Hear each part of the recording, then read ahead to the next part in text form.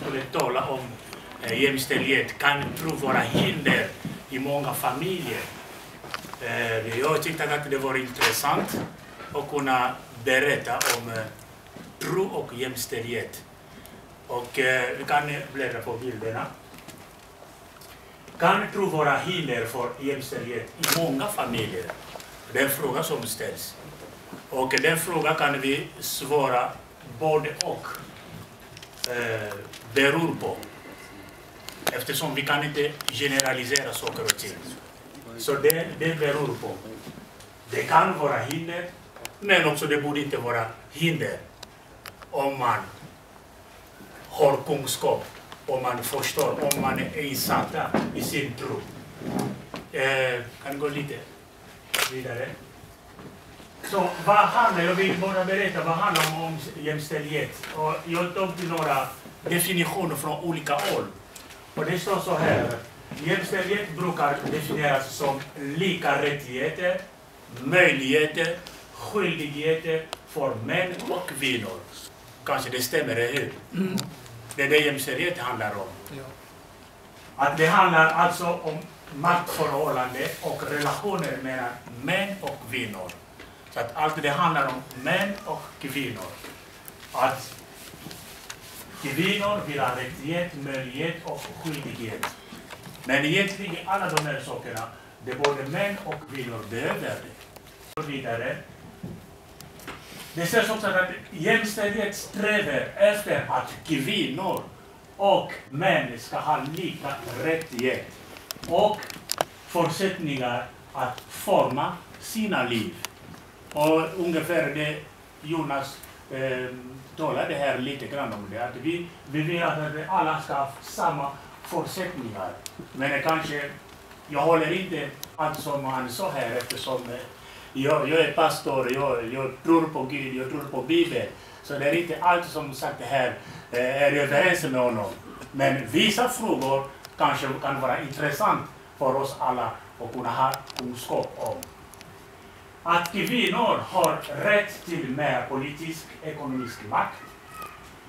Men när det gäller ansvar för hem och barn är det till båda, tycker jag. Så att när kvinnor talar om jämställdhet, ofta kanske man vill ha mer politisk makt, mer ekonomisk makt eller inflytande. Så det är det man strävar efter.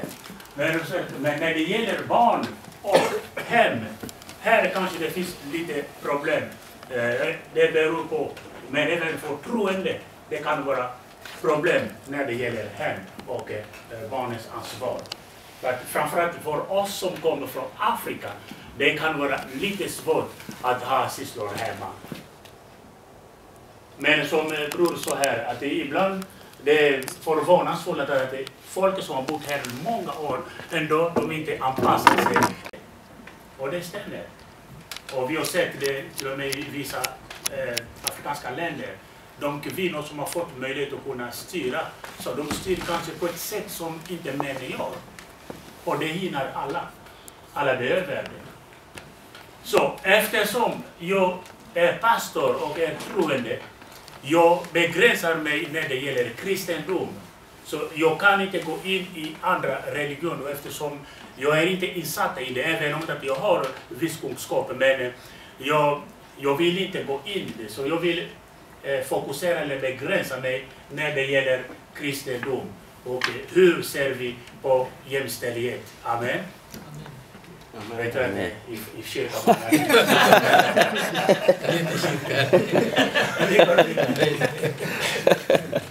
Så här ser vi den här bilden, kanske är en välkänd bild för många människor. Att här är en början av allting.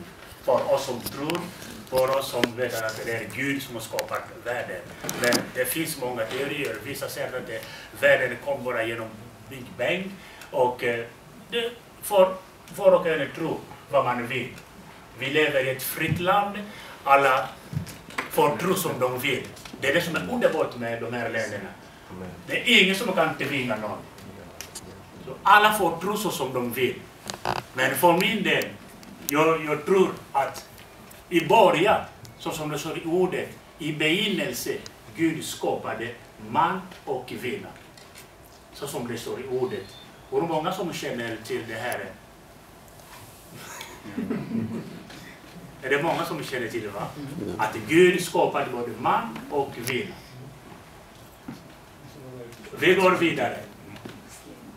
Så ordet jämställdhet enligt oss kristna, det blev till på grund av att det finns två kön. Att Gud skapade man och kvinna. Hade inte, då vi kommer att vara med honom, vi kommer att fråga, men varför skapar du man och kvinna? Men så länge vi lever här på jorden, det är ingen av oss som har svar. Men vi kan förstå vad var tanken med man och kvinna. Så borde Gud tänkt annorlunda? Personligen tycker jag inte det, eller hur? För att jag gläds att jag har en fru. Och ni också gläds att ni har era fruar eller ni har flickvänner, eller hur? Det är bra sammansättning att vi har tjejer. Och tjejer också gläds att det finns killar, tycker jag i alla fall. För att det skulle vara så fruktansvärt om det var bara män. Och det skulle vara också fruktansvärt om det var bara kvinnor. Det skulle bara vara bråk om det var bara män. Ja, det kan man säga. Så jag tycker inte så. Att Gud borde tänka annorlunda eftersom jag trivs med min fru. Så därför tycker jag att det är inte problem för mig. Varför är det inte problem? Jo, vi går vidare. Både man och kvinna fanns där när Gud skapade människan. Till man och kvinna skapade han den. Och den som läser Bibeln kan läsa första Moseboken 1:26-27. Sedan sa han, alltså Gud själva som har skapat människor, man och kvinna. Han sa, det är inte bra att man ska vara ensam. Här är det riktig jämställdhet. Eller hur? Att det är han själv som sa att det är inte bra att man ska vara ensam.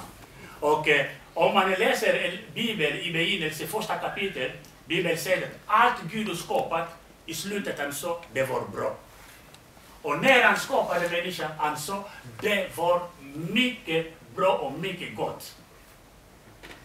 Men lite längre fram då säger han nej, det är inte bra att mannen är ensam.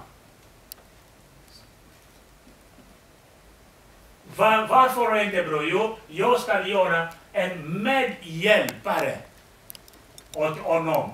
En som är hans lik. En medhjälpare. Det står inte att Gud skapade en slav. Det står inte att Gud skapade en tjänsteflicka. Det står inte att Gud skapade någon som man måste misshandla eller våldta. Nej, han skapade en medhjälpare. Och ordet medhjälpare, det är för att kunna komplettera varandra, hjälpas åt. Så Gud förstår du direkt. Gud skulle ha gjort rätt om. Han skulle ha skapat kvinnorna först. Okay. Och se män som medhjälpare till kvinnor. Okay. Eftersom förtrycket börjar där. Eftersom kvinnan är alltid underläget. Hon är medhjälpare. Okay. Så i detta fall kan man inte prata om jämställdhet med Gud.